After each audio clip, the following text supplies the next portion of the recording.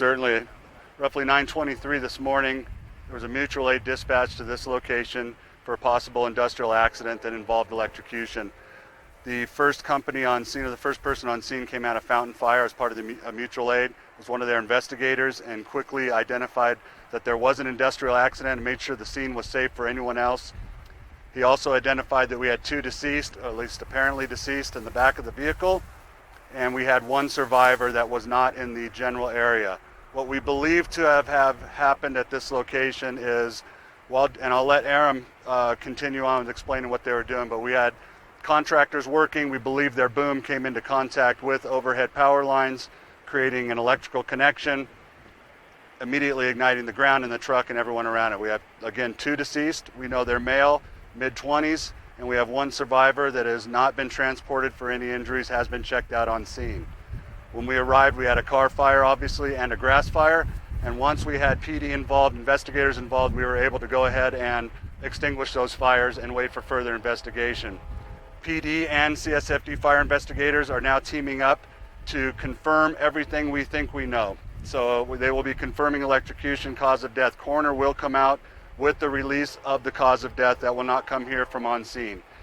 Right now, I'd like to turn it over to Aram. He's the general manager of energy supplies of Colorado Springs Utilities, and let him talk a little bit about what is happening, what these contractors were doing. Aram?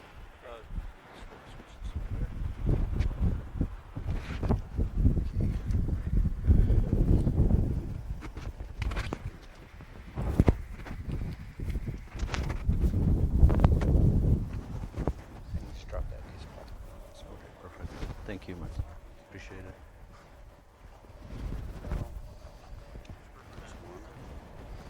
Both. Okay.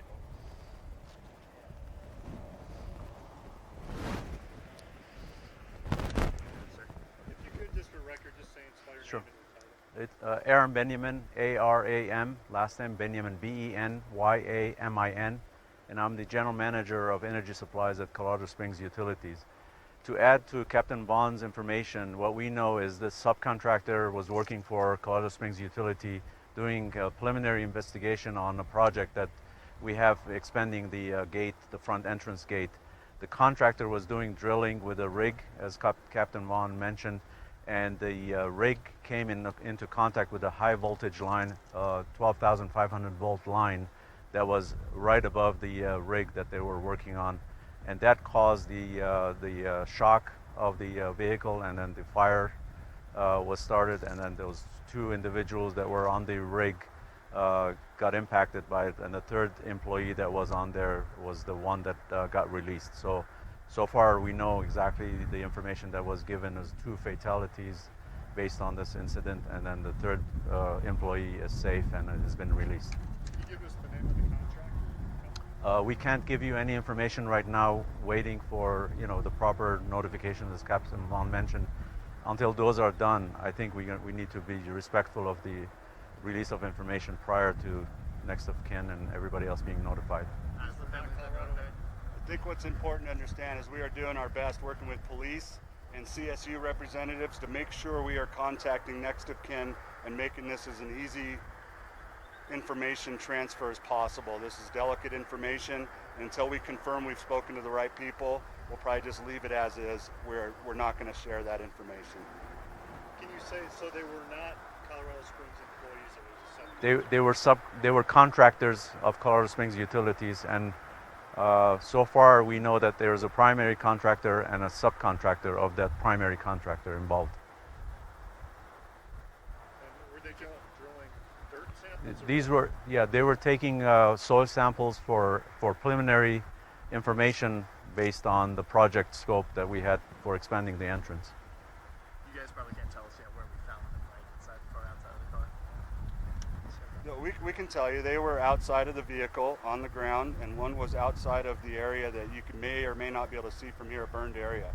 So we'll confirm more information as the investigation winds down, but I will tell you they were found outside the vehicle. Anybody else? Anything else? How electronics is kind of the accidents? This doesn't happen. High voltage is very dangerous work, and we don't have enough information as far as what the setup was and what kind of a situation they were in, but we'll find out as the investigation goes. I guess last question for me. Could you speak up a little? Sorry. Oh, sorry. Yeah, this is extremely unfortunate and extremely things that we pay extreme attention to make sure that these don't happen again. It is a very, very dangerous situation to work in these situations, and very unfortunate incident.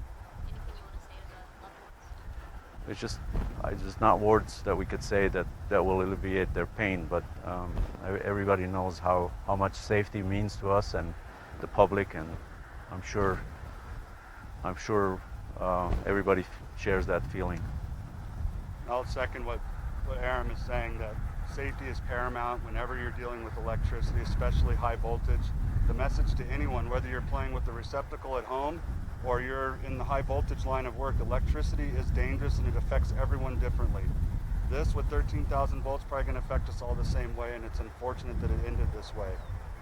But after a full investigation, I'm sure CSU is going to be able to tell you exactly what the cause and determination of this accident is, and I'm sure people are going to learn, including fire personnel, and try to make something positive out of this unfortunate incident. Thank you, guys. Thank you.